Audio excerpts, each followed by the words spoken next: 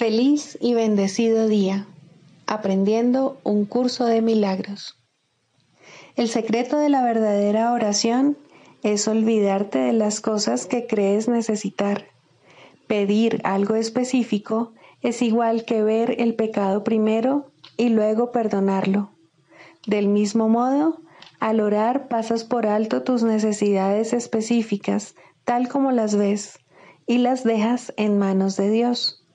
Ahí se convierten en los regalos que le haces, pues le dicen que no antepondrás otros dioses a Él, ni que quieres otro amor que el suyo. Este libro es un comienzo, no un final. Del prefacio, que postula, párrafo 8. Las relaciones especiales que se establecen en el mundo son destructivas, egoístas e infantilmente egocéntricas. Mas, si se le entregan al Espíritu Santo, pueden convertirse en lo más sagrado de la tierra, en los milagros que señalan el camino de retorno al cielo. El mundo utiliza las relaciones especiales como el último recurso en favor de la exclusión y como una prueba de la realidad de la separación. El Espíritu Santo las transforma en perfectas lecciones de perdón y las utiliza como un medio para despertarnos del sueño. Cada una representa una oportunidad de sanar nuestras percepciones y de corregir nuestros errores. Cada una es una nueva oportunidad de perdonarnos a nosotros mismos, perdonando a otros. Y cada una viene a ser una invitación más al Espíritu Santo y al recuerdo de Dios. Introducción. Este es un curso de milagros. Es un curso obligatorio. Solo el momento en que decides tomarlo es voluntario. Tener libre albedrío no quiere decir que tú mismo puedas establecer el plan de estudios. Significa únicamente que puedes elegir lo que quieres aprender en cualquier momento dado. Este curso no pretende enseñar el significado del amor, pues eso está más allá de lo que se puede enseñar. Pretende, no obstante, despejar los obstáculos que impiden experimentar la presencia del amor, el cual es tu herencia natural. Lo opuesto al amor es el miedo, pero aquello que todo lo abarca no puede tener opuestos. Este curso puede, por lo tanto, resumirse muy simplemente de la siguiente manera. Nada real puede ser amenazado. Nada irreal existe. En esto radica la paz de Dios. Capítulo 1. El significado de los milagros. Primero, principios de los milagros. Principio 35. Los milagros son expresiones de amor, pero puede que no siempre tengan efectos observables. Capítulo 28. El deshacimiento del miedo. Séptimo, el arca de seguridad. Dios no pide nada, y su Hijo, al igual que Él, no necesita pedir nada, pues no le falta nada.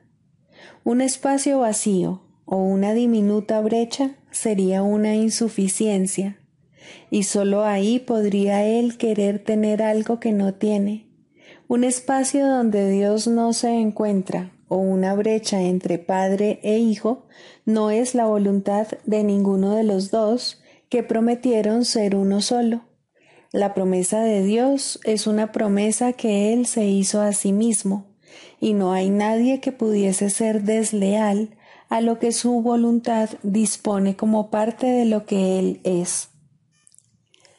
La promesa de que no puede haber brecha alguna entre Él y lo que Él es no puede ser falsa. ¿Qué otra voluntad podría interponerse entre lo que no puede sino ser uno solo y en cuya plenitud no puede haber brecha alguna? La hermosa relación que tienes con todos tus hermanos es parte de ti porque es parte de Dios mismo. Como no ibas a enfermar si te niegas a ti mismo tu plenitud, tu salud, tu fuente de ayuda, la llamada a impartir curación y la llamada a curar.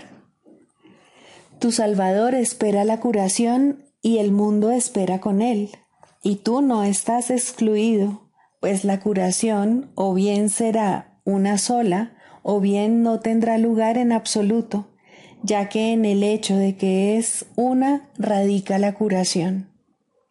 ¿Qué podría corregir a la separación sino su opuesto? No hay términos medios en ningún aspecto de la salvación. O bien la aceptas completamente o bien no la aceptas en absoluto. Lo que no está separado tiene que estar unido y lo que está unido no puede estar separado. O bien hay una brecha entre tu hermano y tú, o bien sois uno y lo mismo. No hay nada entre medias, ninguna otra opción, ni ninguna lealtad que se pueda dividir entre esas dos posibilidades.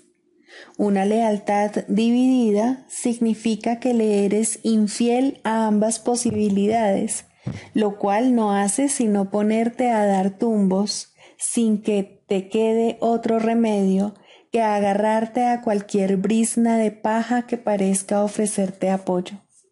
Mas, ¿quién puede edificar su hogar sobre pajas y esperar que le proteja del viento? Ese es el tipo de hogar que se puede hacer del cuerpo porque no está cimentado en la verdad. Sin embargo, por esa misma razón, puede verse que no es tu hogar, sino simplemente un medio para ayudarte a llegar al hogar donde Dios mora. Cuando ese se vuelve tu propósito, el cuerpo se cura, pues no se le utiliza para dar testimonio del sueño de separación y enfermedad. Tampoco se le culpa fútilmente por lo que no hizo. Su propósito es ayudar a que el Hijo de Dios sane, y debido a ello no puede enfermar. No se une a ningún propósito que tú no hayas aceptado, y tú has elegido que no esté enfermo. Todos los milagros se basan en esta decisión y se te conceden en el mismo instante en que la tomas. Ninguna forma de enfermedad está excluida de dicha decisión porque la decisión no puede tomarse en función de la forma. La decisión de estar enfermo parece ser una decisión entre diferentes formas de enfermedad. Sin embargo, la enfermedad es una sola, al igual que su opuesto. Por consiguiente, o estás enfermo o estás sano, pero nunca tú solo. Este mundo no es más que el sueño de que puedes estar solo y de que puedes pensar sin que ello afecte a los que están separados de ti. Estar solo significa que estás separado, y si lo estás, no puedes sino estar enfermo. Esto parece probar que definitivamente estás separado. No obstante, lo único que significa es que has tratado de mantener la promesa de serle fiel a la infidelidad.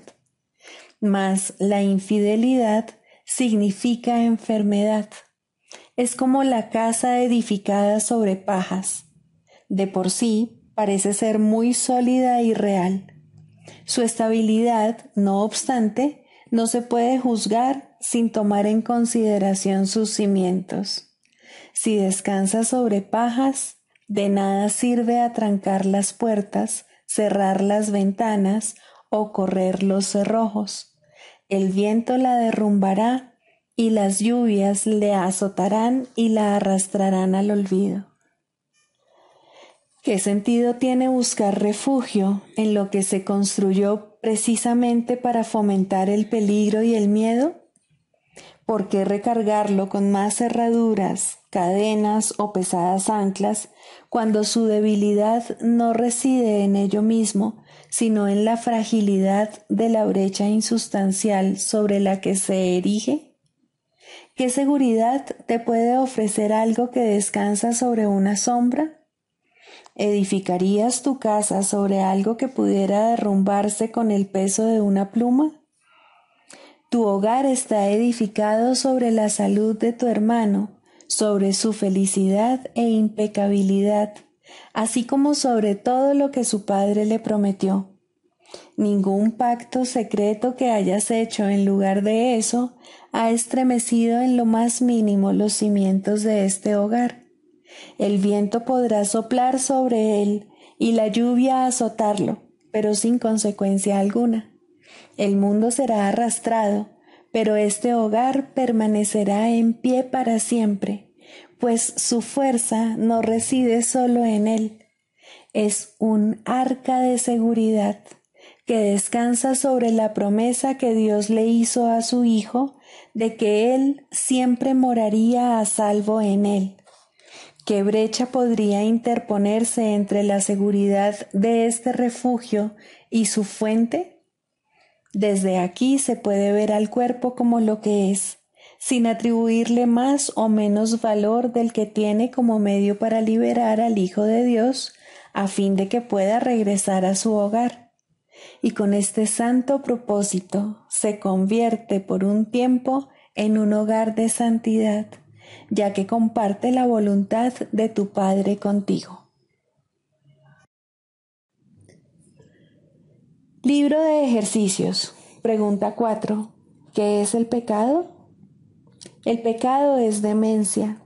Es lo que hace que la mente pierda su cordura y trate de que las ilusiones ocupen el lugar de la verdad. Y al estar loca, la mente ve ilusiones donde la verdad debería estar y donde realmente está. El pecado dotó al cuerpo con ojos, pues, ¿qué iban a querer contemplar los que están libres de pecado? ¿Para qué iban a querer la vista, el sonido o el tacto? ¿Qué iban a querer oír o intentar asir? ¿Qué necesidad iban a tener de los sentidos? Usar los sentidos es no saber, y la verdad solo se compone de conocimiento y de nada más. El cuerpo es el instrumento que la mente fabricó en su afán por engañarse a sí misma. Su propósito es luchar, mas el objetivo por el que lucha puede cambiar, y entonces el cuerpo lucha por otro objetivo. Lo que ahora persigue lo determina el objetivo que la mente ha adoptado para sustituir a la meta de engañarse a sí misma que antes tenía. La verdad puede ser su objetivo, tanto como las mentiras, y así los sentidos buscarán lo que da fe a la verdad. El pecado es la morada de las ilusiones, las cuales representan únicamente cosas imaginarias, procedentes de pensamientos falsos. Las ilusiones son la prueba de que lo que no es real lo es. El pecado prueba que el Hijo de Dios es malvado, que la intemporalidad tiene que tener un final y que la vida eterna sucumbirá ante la muerte. Y Dios mismo ha perdido al Hijo que ama, y de lo único que puede valerse para alcanzar su plenitud es la corrupción. La muerte ha derrotado su voluntad para siempre. El odio ha destruido el amor y la paz ha quedado extinta para siempre. Los sueños de un loco son pavorosos y el pecado parece ser ciertamente aterrador. Sin embargo, lo que el pecado percibe no es más que un juego de niños. El Hijo de Dios puede jugar a haberse convertido en un cuerpo que es presa de la maldad y de la culpabilidad, y a que su corta vida acabe en la muerte. Mientras tanto, Su padre ha seguido derramando su luz sobre él y amándolo con un amor eterno que sus pretensiones no pueden alterar en absoluto. ¿Hasta cuándo, Hijo de Dios, vas a seguir jugando el juego del pecado? ¿No es hora ya de abandonar esos juegos peligrosos? ¿Cuándo vas a estar listo para regresar a tu hogar? ¿Hoy quizá? El pecado no existe. La creación no ha cambiado. ¿Deseas aún seguir demorando tu regreso al cielo? ¿Hasta cuándo, Santo Hijo de Dios, vas a seguir demorándote? ¿Hasta cuándo? Lección 252. El Hijo de Dios es mi identidad.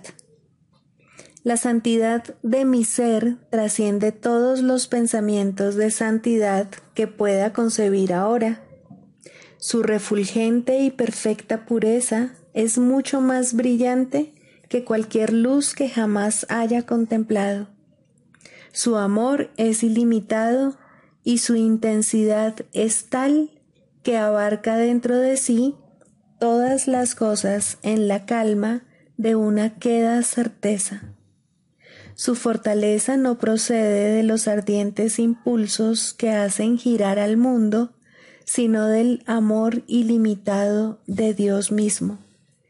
Cuán alejado de este mundo debe estar mi ser, y, sin embargo, cuán cerca de mí y de Dios. Padre, tú conoces mi verdadera identidad. Revélamela ahora a mí que soy tu Hijo, para que pueda despertar a la verdad en ti y saber que se me ha restituido el cielo.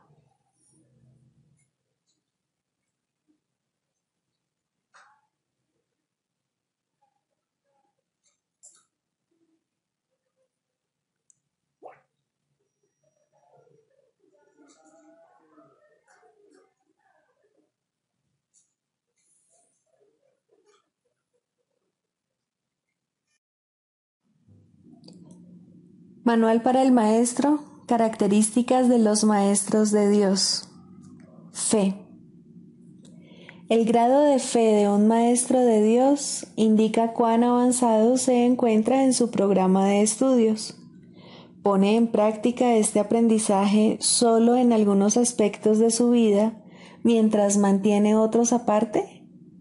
De ser así, su progreso es lento y su confianza aún no se ha arraigado firmemente. La fe es la confianza que el Maestro de Dios tiene de que la palabra de Dios ha de resolver todas las cosas perfectamente, no solo algunas, sino todas. Comienza generalmente poniendo su fe en la resolución de solo algunos problemas, manteniéndola así cuidadosamente restringida por un tiempo. Someter todos los problemas a una sola respuesta es invertir completamente la manera de pensar del mundo, y solo eso es fe. Ninguna otra cosa merece que se le llame por ese nombre. Con todo, vale la pena lograr cada avance, por pequeño que sea. Estar dispuesto, como indica el texto, no quiere decir que se haya alcanzado la maestría. La verdadera fe, sin embargo, no se desvía. Al ser consistente, es completamente honesta. Al ser firme, goza de absoluta confianza. Al estar basada en la ausencia de temor, es mansa. Al gozar de certeza, rebosa júbilo. Y al tener confianza, es tolerante. La fe, por lo tanto, encierra en sí todos los demás atributos de los maestros de Dios y entraña la aceptación de la palabra de Dios y de la definición que Él tiene de su Hijo. Hacia ellas es a donde la fe, en el verdadero sentido de la palabra, siempre se dirige. En ellas tiene puestas sus miras, buscando hasta que las encuentra. La indefensión naturalmente la acompaña y su condición es el júbilo. Y una vez que las encuentra, Descansa con sosegada certeza solo en aquello que es digno de toda fe. Manual para el maestro. Pregunta 9. ¿Se requieren cambios en las condiciones de vida de los maestros de Dios? Donde se requieren cambios es en las mentes de los maestros de Dios. Esto puede entrañar o no cambios en las condiciones externas. Recuerda que nadie está donde está por casualidad y que nada en el plan de Dios es al azar. Es bastante improbable que en la formación del nuevo maestro de Dios los primeros pasos a dar no sean cambios de actitud. No hay, sin embargo, una norma fija al respecto, toda vez que el entrenamiento es siempre altamente individualizado. Hay quienes son llamados a cambiar las circunstancias de sus vidas casi de inmediato, mas estos son generalmente casos especiales. A la gran mayoría se les proporciona un programa de entrenamiento que evoluciona lentamente, en el que se corrigen el mayor número posible de errores previos. Las relaciones personales, en especial, tienen que percibirse debidamente y se tiene que eliminar la piedra angular de la falta de perdón. De lo contrario, el viejo sistema de pensamiento mantendrá aún una base a donde poder regresar. A medida que el Maestro de Dios avanza en su formación, aprende más concienzudamente una lección, a no tomar decisiones por su cuenta. En lugar de ello, le pide a su Maestro su respuesta, y es ésta la que sigue como guía para sus acciones. Esto le resulta cada vez más fácil, a medida que aprende a abandonar sus propios juicios. Abandonar todo juicio, el requisito previo para poder oír la voz de Dios, es normalmente un proceso bastante lento, no porque sea difícil, sino porque se tiende a percibir como una afrenta. El entrenamiento del mundo tiene por meta el logro de un objetivo diametralmente opuesto al de nuestro programa. El mundo enseña que confiar en nuestro propio juicio es muestra de madurez y fortaleza. Nuestro programa enseña que abandonar todo juicio es la condición necesaria para la salvación. Clarificación de términos. El ego, el milagro. Las ilusiones no perdurarán. Su final es indudable y eso es lo único que es seguro en su mundo. Por eso es por lo que es el mundo del ego. ¿Qué es el ego? El ego no es más que un sueño de lo que en realidad eres. Un pensamiento de que estás separado de tu Creador y un deseo de ser lo que Él no creó. El ego es un producto de la locura, no de la realidad. Es tan solo un nombre para lo innombrable, un símbolo de lo imposible, una elección de opciones que no existen. Le damos un nombre solo para que nos ayude a entender que no es más que un pensamiento ancestral según el cual aquello que se ha inventado es inmortal. Mas, ¿qué podría proceder de ello excepto un sueño que, al igual que todos los demás sueños, tan solo puede terminar en la muerte? ¿Qué es el ego? El ego no es nada, pero se manifiesta de tal forma que parece ser algo. En un mundo de formas no se puede negar al ego, pues solo él parece real. Mas, ¿podría el Hijo de Dios, tal como su Padre lo creó, morar en una forma o en un mundo de formas?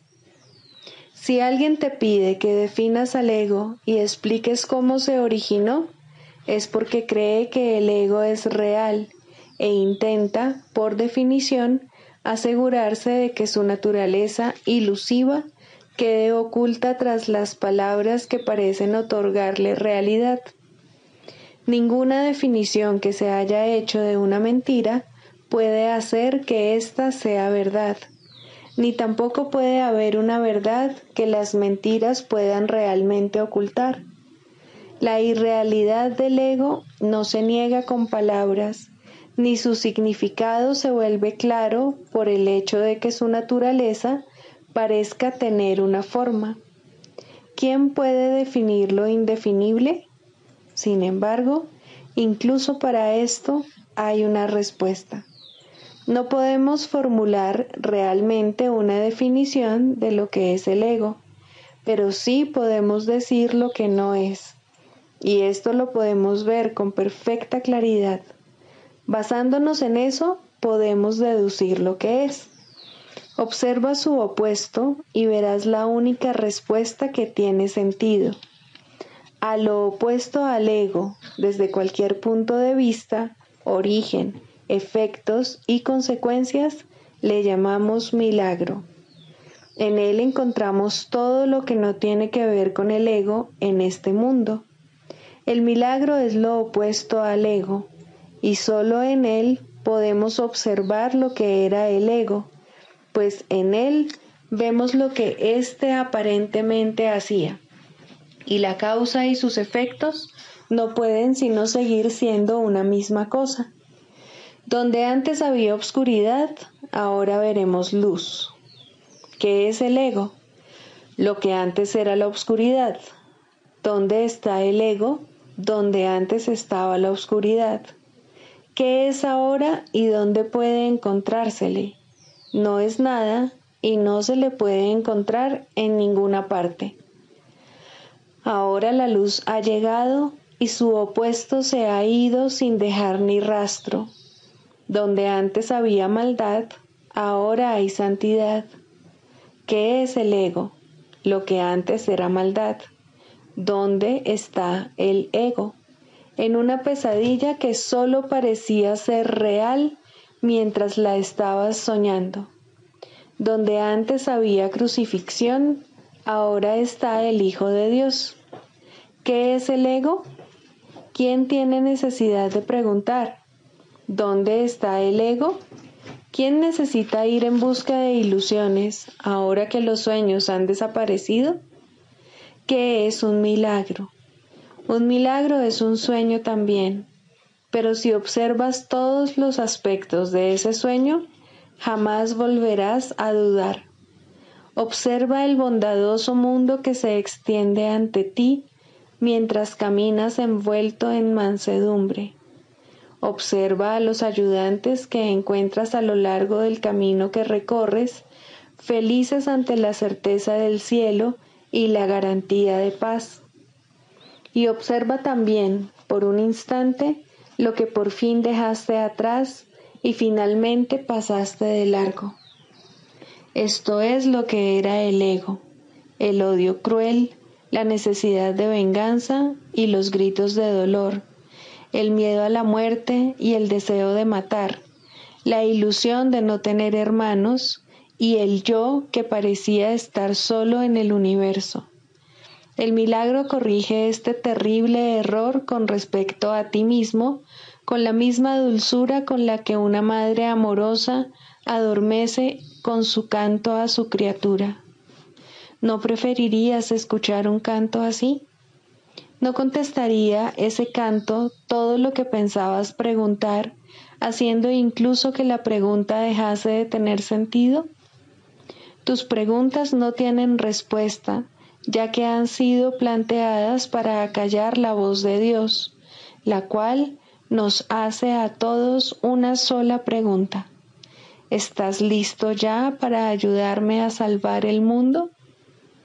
Pregunta esto en vez de preguntar qué es el ego, y verás un súbito resplandor envolver al mundo que el ego fabricó. Ahora no se le niega a nadie ningún milagro. El mundo se ha salvado de todo lo que tú pensabas que era, y lo que es ha sido siempre absolutamente puro y jamás ha sido condenado. El milagro perdona, el ego condena. No se necesita ninguna otra definición para ninguno de ellos excepto esta.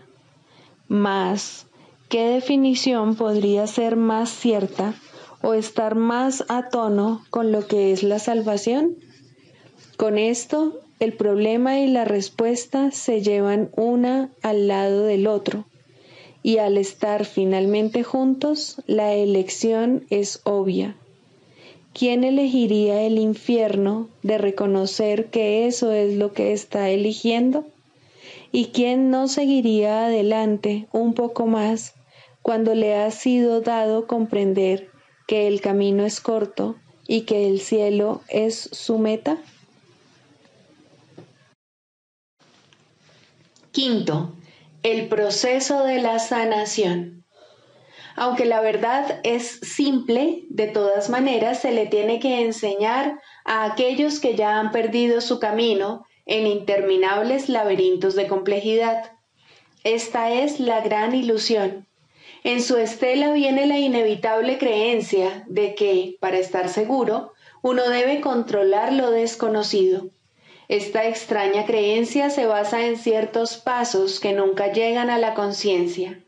Primero, se introduce a través de la creencia de que hay fuerzas que deben vencerse para poder estar vivo. Y luego, parece como si estas fuerzas pudiesen mantenerse a raya únicamente mediante un inflado sentido del yo, que mantiene en la oscuridad lo que en realidad se siente y busca elevar las ilusiones a la luz.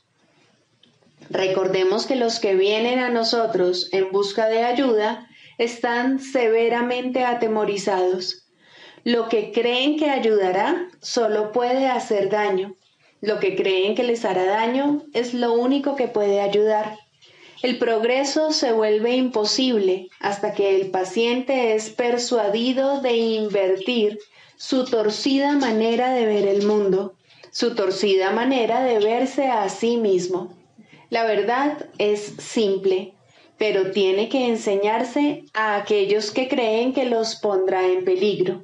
Se le tiene que enseñar a aquellos que atacarán por sentirse amenazados y a aquellos que necesitan la lección de la indefensión por encima de todo, para que ésta les demuestre lo que es la fortaleza. Si este mundo fuera ideal, tal vez podría existir una terapia ideal, y aún así sería inútil en un estado ideal. Hablamos de enseñanza ideal en un mundo en el cual el maestro perfecto no podría permanecer por mucho tiempo. El perfecto psicoterapeuta es solo un destello de un pensamiento aún no concebido, pero de todas maneras hablamos de lo que puede hacerse todavía para ayudar a los locos dentro de los límites de lo realizable. Mientras estén enfermos, pueden y deben ser ayudados. Nada más que eso se le pide a la psicoterapia. Nada menos que todo lo que tiene para dar es digno del terapeuta, pues Dios mismo le ofrece a su hermano como su Salvador del mundo. La sanación es santa. Nada en el mundo es más santo que ayudar a alguien que pide ayuda. Y en este intento, aunque sea limitado, aunque carezca de sinceridad, los dos se acercan mucho a Dios. Donde dos se han unido para la sanación, allí está Dios. Y Él ha garantizado que en verdad los escuchará y les responderá. Pueden estar seguros de que la sanación es un proceso que Él dirige, pues está de acuerdo con su voluntad. Tenemos su palabra para guiarnos mientras tratamos de ayudar a nuestros hermanos. No olvidemos que por nosotros solos somos impotentes y apoyémonos en una fuerza que está más allá de nuestro limitado alcance con respecto a qué enseñar y a cómo debemos aprenderlo. Un hermano que busca ayuda puede traernos regalos más allá de las alturas percibidas en sueño alguno. Nos ofrece la salvación, pues viene a nosotros como Cristo y Salvador. Lo que Él pide lo está pidiendo a Dios a través de Él, y lo que hacemos por Él se convierte en el regalo que le damos a Dios. El sagrado pedido de ayuda del Hijo de Dios en su percibido infortunio, su Padre no puede sino contestarlo, pero Él necesita una voz a través de la cual hablar su sagrada palabra, una mano con la cual pueda alcanzar a su Hijo y tocar su corazón. En un proceso como ese, ¿quién podría no sanarse? Esta interacción sagrada es el plan de Dios mismo, por medio del cual su Hijo es salvado. Pues dos se han unido, y ahora las promesas de Dios son cumplidas por Él. Los límites impuestos tanto por el paciente como por el terapeuta no contarán para nada, pues la sanación ha comenzado. Lo que ellos tienen que comenzar, su Padre lo completará, pues Él jamás ha pedido otra cosa que la más pequeña buena voluntad, el menor avance, el más diminuto susurro de su nombre.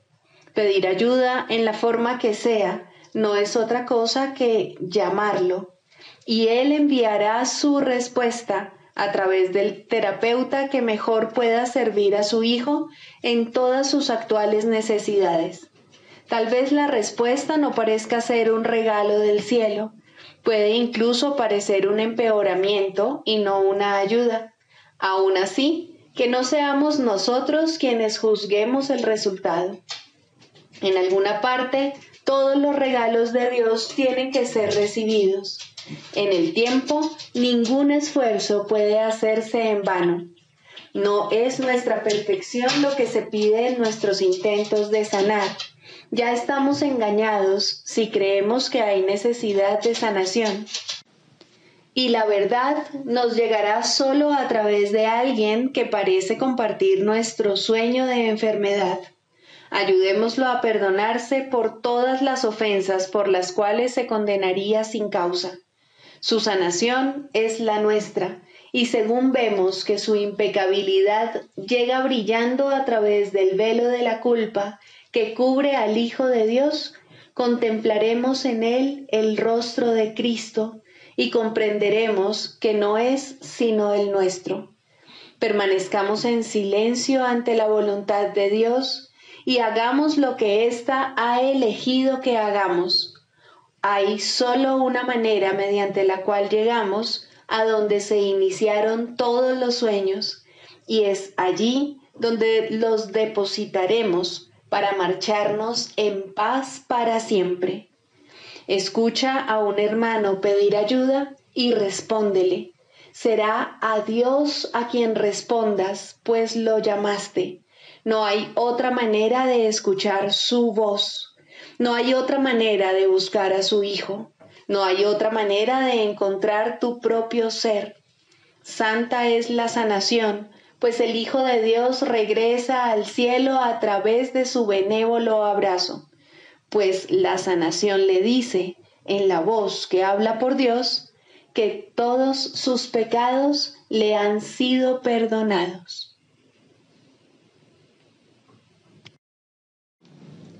El canto de la oración, tercero, el perdón para salvar. El perdón para salvar tiene una forma y solo una. No pide prueba alguna de inocencia ni pago de ninguna clase. No discute ni evalúa los errores que desea pasar por alto.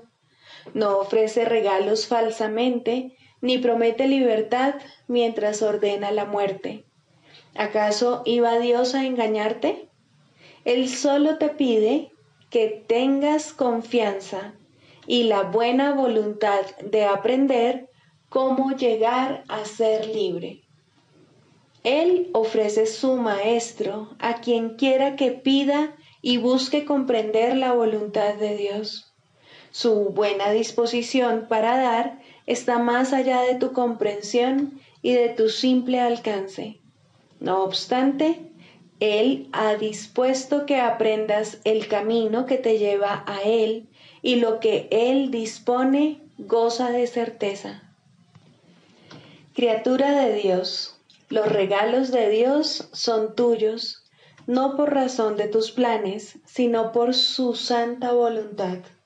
Su voz te enseñará lo que es el perdón y cómo concederlo tal como Él dispone se debe hacer. Por lo tanto, no busques comprender lo que todavía está más allá de tu alcance, sino más bien deja que ello sea la forma de conducirte allí donde los ojos de Cristo se convierten en la manera de ver que eliges. Abandona todo lo demás, pues no hay nada más. Cuando alguien te pida ayuda, de la clase que sea, Él es quien contestará por ti. Solo tienes que hacerte a un lado y no interferir. El perdón para salvar es su tarea y es Él quien responderá por ti. No determines la forma que debe adoptar el perdón de Cristo. Él sabe la manera de convertir cada llamada en una ayuda para ti, conforme te apresuras a llegar, por fin, a casa de tu Padre. Ahora Él puede hacer que tu paso sea firme y tus palabras sinceras, no con tu propia sinceridad, sino con la suya. Deja que Él se haga cargo de cómo vas a perdonar, y así cada ocasión será para ti un paso más en dirección al cielo y a la paz. ¿No estás cansado del cautiverio? Dios no eligió esta amarga senda para ti. Lo que has elegido todavía puede deshacerse, pues la oración es misericordiosa y Dios es justo. La suya es una justicia que Él puede entender, pero tú aún no puedes. De todos modos, Él te dará los medios para que aprendas de Él y llegues por fin a entender que la condenación no es real y que fabrica ilusiones en su propio malvado nombre. Sin embargo, la forma que los sueños parecen adoptar es irrelevante. Las ilusiones no son ciertas. Solo la voluntad de Dios es verdad y tú eres uno con Él en voluntad y propósito. Aquí terminan todos los sueños. ¿Qué debo hacer por tu Santo Hijo? Debe ser lo único que preguntes siempre que se requiera tu ayuda y se busque el perdón. No necesitas juzgar la forma en que se te pide, y no seas tú quien determina la manera en la que el perdón debe llegar para salvar al Hijo de Dios. La luz de Cristo en él es su liberación, y es esta la que responde a su llamada. Perdónalo tal como el Cristo decide que debes hacerlo, y contémplalo a través de sus ojos, y también habla por él. Él conoce la necesidad, la pregunta y la respuesta, y te dirá exactamente qué debes hacer, en palabras que puedas entender y también utilizar. No confundas su función con la tuya. Él es la respuesta, tú el que escucha. ¿Y acerca de qué te habla Él? Acerca de la salvación y del regalo de paz, acerca del fin del pecado, del fin de la culpa y del fin de la muerte, y acerca del papel que el perdón ocupa en él. Limítate a escuchar, pues Él será escuchado por todo aquel que invoque su nombre y ponga su perdón en sus manos. Se le ha dado el perdón para que lo enseñe, para que lo salve de la destrucción y para hacer que los medios empleados para la separación, el pecado y la muerte se conviertan de nuevo en el santo regalo de Dios. La oración es su propia mano derecha, liberada para salvar conforme se le permite al verdadero perdón proceder de su eterna vigilancia y amor. Escucha y aprende y no juzgues. Es a Dios a quien te diriges para oír lo que debes hacer. Su respuesta será clara como el día, mas su perdón no es lo que tú crees que es. Pero Él lo sabe y eso es suficiente. El perdón tiene un maestro que no fracasa en nada. Considera esto por un momento y no intentes juzgar el perdón ni limitarlo a un marco mundano. Deja que se eleve hasta Cristo, quien lo acepta como un regalo para Él. Él no te dejará sin consuelo, ni dejará de enviarte sus ángeles desde lo alto para que te respondan en su propio nombre. Él está junto a la puerta, para la que el perdón es la única llave. Dásela a Él para que la use en tu lugar, y verás la puerta abrirse silenciosamente, revelándote la radiante faz de Cristo. Contempla a tu hermano ahí, tras la puerta, el Hijo de Dios, tal como Él lo creó. Sigamos a Jesús haciendo del perdón algo tan natural como respirar y algo tan vital como el aire. Amén.